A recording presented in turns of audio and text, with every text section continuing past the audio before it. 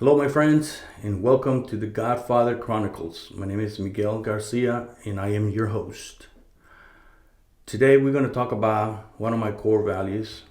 I got a question from her Instagram handle is SimYoga64, and we're going to go over that. But before we go into this podcast, I please want you to take care of a couple things here. Take time to rate the podcast. And if you're getting value, please forward to your friends or family so that they could benefit themselves as well. Please follow me on Instagram. My handle is MAGPatriot. Facebook, it's Miguel Godfather. And you can email me your questions or comments at miguel@godfatherchronicles.com. So, one of my core values is simplicity. And so to me, it's really important because the way I am, the way my temperament is, I need to simplify things.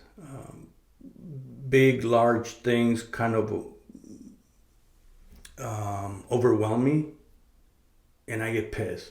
So what I typically do is I look at a big, humongous thing like I'm going to give you an example. I went from not knowing how to do retail to building an ammo manufacturing company, and two totally opposite things. And I'm going to tell you how I did those things. So the question from SimYoga64 is, what's the way to learn how to simplify things? I massively overcomplicate things and get stuck trying to break them down. So, awesome question. And for me, if I look at a big project, and if I don't break it down like right away, if I don't say, I think Charlie Rocket says, "Oh, that's easy." He says that's easy. Actually, that's how I do it. Because for me, if I look at it and I say, man, that's complicated, that's rough, then I'm not going to do it. Or I'm going to, it's like I'm admitting that this problem is bigger than my skills, or that is going to beat me or something like that. Like, for instance, when but back in 2006, when we had a web business and we decided to go into retail, and the way we decided to go into retail was I went to a meeting to Fort Riley, and I met with a lieutenant colonel, and on my way to the base, I noticed that there was a place for sale right across the base. Actually, it shared the lawn with the base. It was just next door. So I took the number, I got this little gut feeling. So I took the number and went to the meeting, and the lieutenant colonel was asking for some gear. And I said, what if I put a store right outside the base? I mean, would that help you sending the soldiers out there to check out the gear and buy whatever they need and all that stuff? And he's like, hell yeah, man.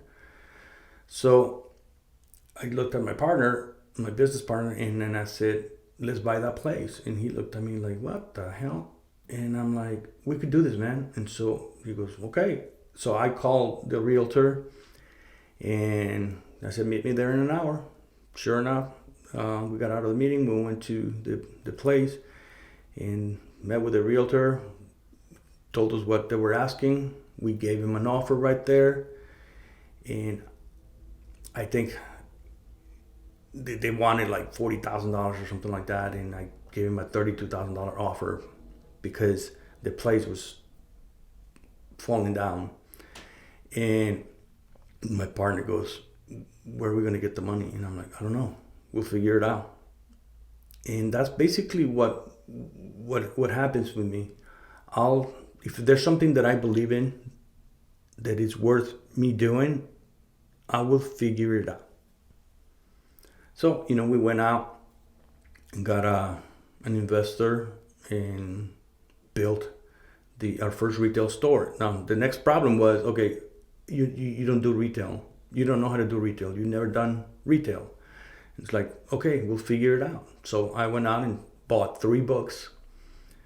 This is back in 2006. So I bought 3 books about retail and I read them. And so I could, giving feedback to my partner, and he built the POS system because he's a great programmer. So that's how we got it. And I remember when I had to set up the store, I didn't know what fixtures I needed. I didn't know simple things like the peg is going to be 8 inches tall, long. How many pouches can I fit in there? And the grid wall that we were using, it could hold like, I don't know, 20 or 30 pegs. And so I go, okay, well, if one peg is 6 pouches and I could put this many pouches. And so I need this many grid wall fixtures. And I would call, or I would go to a retail store and look at their setup and go, okay, this is how they do it. Okay. And if I had a question, I would ask one of the clerks or anybody that could help me. I actually called what would have been a competitor of mine. They were in North Carolina. And I said, dude, this is what I'm doing. I'm building the store. I'm in Fort Riley. We really don't compete. But the guy goes, man, I'll help you. So he helped me. So anyway, I guess bottom line is, don't get overwhelmed by the task. And don't overthink it. Because a lot of times we overthink things and they don't even come true, or they're things that you could fix down the road. You don't have all the answers right now. Okay, so let's do one thing at a time. Like they say, how do you eat an elephant? You eat an elephant one bite at a time. So with the ammo business, we had some gun retail stores, and it was during the Obama Biden years where ammo was short. And we had we didn't have any ammo. And so I told my partners, I'm like, we have these gun stores and we don't have ammo. We need to do this. We need to start making ammo ourselves. And they're like, how do we do this, man? I mean, we're retailers. We're not manufacturers. And I'm like, do I have your support? And they're like, yeah, you could do it. Great. So first thing is like, all right, I'm going to build an ammo manufacturing company. How do I start? What's the first step? So I'm not going, oh my God, how am I going to do this? All the regulations, all this. I don't go there. I'll go, okay, what is the first thing I need to know? First thing I need to know is what kind of license I need. How hard is it to get? Then it's like, okay, done with that. So I call the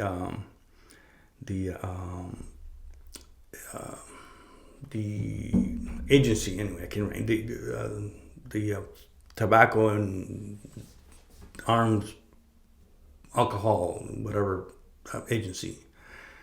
And I called them up and I said, hey, I want to do this. What do I need? And they're like, oh, okay, well, you need this, and that. And this forms, great. Send them to me. Then the next step was like, all right, so we're going to need some machinery. All right, so do some research on ammo machines, different calibers, different machines, and narrow it down to the top 2 manufacturers, and then make a selection. Pick one. All right, so I got that done.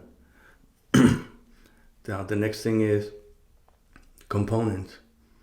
I need cases, I need primers, and I need powder, and I need the projectiles. All right, it's 4 different things. Find out who makes the primers, find out who makes the powder, find out who makes the casings, find out who makes the projectiles, and go get it. Go have a conversation with these people. And so, again, one step at a time. And then it's like, for ammo manufacturing, because you use powder, there's certain rules. You shouldn't have the powder too close to where you're manufacturing the ammo, because you have little explosives, right? You have the primers. And so, but everything is, somebody already did this before. It's not new. I'm not going to reinvent the wheel. So again, I try to simplify it as much as I can, and I just go, okay, it's been done before. So how do these people did it? And go study your competition and go, oh, okay, this is what they're doing. And a lot of times people tell their stories, and you could find out how they got to the point where they are. And so again, look at the goal, break it into very simple tasks. So start with step 1, and don't think about step 2, 3, or 4. I was just having a conversation with somebody today, and they're like, okay, we're gonna do this project, but what if this happens, what if this happens, and what if this happens? And I'm like, it hasn't happened. It might not happen. So I don't want to talk about those things. I want to talk about step 1 right now in getting this done. Then we move on to step 2 and get that done. Then if something pops up, then we deal with that at that time. But I'm not going to waste mental energy in what if scenarios. Not now. So that's basically how I break it down. And I think that, we overcomplicate things because we focus on the big picture. It's okay to have the big picture, but you got to break it down. You got to start with step 1. And again, don't sweat the rest of the stuff. Don't overcomplicate things. It's simple. I really love Charlie Rocket because he reminds me of myself. For me, nothing is impossible. Nothing. I built several businesses in different industries, and I could still build 2 more in 2 different industries, just because my mentality is that way. I'll look at the project. If I want to do it, I'll do it because it's been done before. I haven't done anything that hasn't been done before. So, there's evidence out there that evidence and proof and that somebody's done this before. So I'm going to build a window company soon, probably next year or so. I'm going to get into real estate, and I'm going to build some retail stores in apartments. I've never done that before, but it starts with, okay, I'm going to buy a piece of land, and then I'm going to talk to an architect and an engineer, and then I'm going to hire a crew, and I'm going to, so that's how I'm going to do it. So don't get overwhelmed. Just break it down and take one step at a time. Don't play the what if scenarios, and don't question things that haven't happened. Work through the process as things pop up, then take care of them. As problems pop up, take care of them, but not before. This is. I don't think you could prepare for a journey like that. Especially when you're launching a business, it's impossible to see every single detail. It's impossible. I tell people, they're like, well, how'd you get into retail, man? I mean, you didn't know anything. And I'm like, yeah, I was ignorant. And I like to stay that way. If I start overthinking, then I won't get into things. I won't. I'll talk myself out of it because I'm afraid, because I've never done it. Then I'll start taking inventory of my skills and go, but you don't have this skill. You don't have this other skill. You don't have this. And I know I'll talk myself out of it. So for me, particularly, I'll just jump in and get it done. It's not that I'm naive or anything like that. If I'm launching a business like this business that I'm in, you study your customer. You got to figure out who they are. You got to figure out the margins on the products and how you're going to sell it and all sorts of things like that. But again, I'm not going, oh, I'm competing with this giant. I'm doing this. This other company is going to crush me. I don't even think about that because I'm going to stay on my lane. I will figure out a way how to be different than my competition as I go along, because I'll start going, oh, this is another competitor and they're doing it this way, or this is how this very successful company did it. Well, I'm going to adopt this hybrid solution, so I'm going to be different than them, and I start figuring it out as I go along. Anyway, so that's simplicity, one of my core values, and I demand simplicity from my team. If somebody comes in with a freaking spreadsheet that I don't understand, then they're going to get their ass kicked. Literally. No, just kidding. But it's because simplicity has to be there, because if it's something simple, everybody's going to understand it. So there's a lot of people that want to impress. They used to trying to impress me, people with big titles, with this complicated spreadsheets, and I would go, okay, it's a great spreadsheet, but I don't need that shit. I just need to know A, B, C, and it's at the bottom of the spreadsheet. Do not freaking ever send me this stuff or hide it. If I need it, I'll expand it or whatever. But this is the number that I need to look at. That's how we run the company, with a few KPIs, key performance indicators, and my inventory was one of them. My sales, month over month, day over day, and the number of items in the receipt, because we were watching those things. And so just a very few things, and then you could tell how the company is doing. So anyway, simplicity is great. You should adopt it and make it your own core value, because it works. All right, my friends, it's been fun.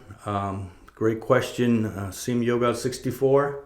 Keep sending me the questions, because I love answering these questions and helping you. So please take the time to rate the podcast.